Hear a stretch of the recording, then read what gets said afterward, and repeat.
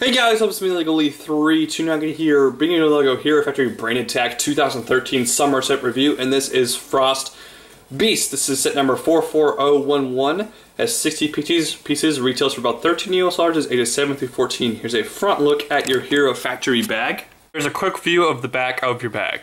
This set includes one instruction manual and 24 pages of building. Here is the Beast himself, Frost Beast, and I thought that this guy looked fantastic from all the Toy Fair pictures and the picture on his bag and the artwork that you get.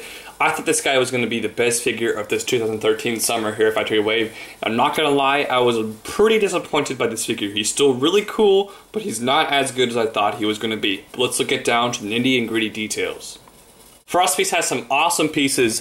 He has this brand new piece right here, which kind of looks like an airhead to me. I don't know if anybody else sees that, but it looks like an airhead. It's a really cool, like, icy sword. And I love the ice armor pieces that came also with Stormer. Those look awesome. And I love that the claws here are the ice colored. Those really look sweet. His head is a really cool mold. It's pretty big, kind of like Pyrox from the last wave. And you actually get a blue version of the Brain Attack bug thing, which is really cool. And you also get these crazy ice pieces that also came with Stormer, which I really like. So Frost Beast has a pretty good selection of awesome new pieces. Frost Beast does look pretty cool, and he has a really unique design. Actually, you can kind of see how they designed it from the back here. It's really different. I'm definitely going to give LEGO some credit for working hard on the design and making this guy actually a lot different from the other figures. Now, some problems I have with Frost Beast, his arms. His arms, first off, are really short and just not too exciting, and they're also really far back on him. So when you kind of look at it, his arms just doesn't really look natural. That's kind of odd, and also his face looks a little bit weird. I feel like the eyes are a little bit too far back. You can see a lot of the blue.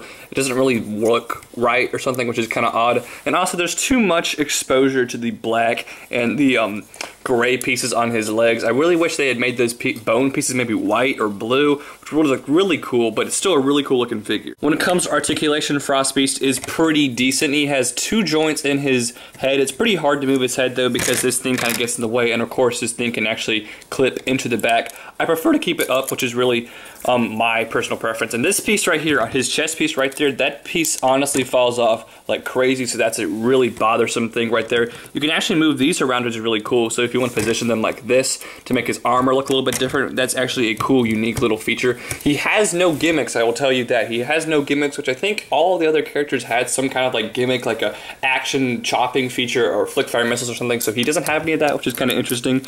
But you can move his arms, you know, pretty easy. See, that piece fell off again. He can move his arms and his legs pretty easy. The articulation is pretty standard and great. Of course, like all these other figures, but he's a pretty cool looking figure. Here is Frost Beast next to his arch nemesis Stormer. They're a pretty cool looking duo right here. I really love the ice people, so really cool looking figures. Alright guys, so final verdict here on Frost Beast. Like I said, I really had high hopes for this figure. He's still really cool. He has some great pieces, and I always have loved the ice people from Hero Factory and Bionicle, but he's just a little bit disappointing. There's some small little gripes and problems there that don't make this figure great like I was hoping him to be. I'm going to give Frost Beast here a 7.9 out of 10. You know, I think 8 is kind of the range where it goes from being good to pretty awesome, but I don't think I can get him quite to 8, so you can get a 7.9 out of 10. I do like Storm a little bit more, but he's still a pretty cool looking figure with some fantastic pieces. So please rate, comment, subscribe, like my Facebook page, follow me on Twitter, and follow me on Instagram. I'll see you guys next time. Bye.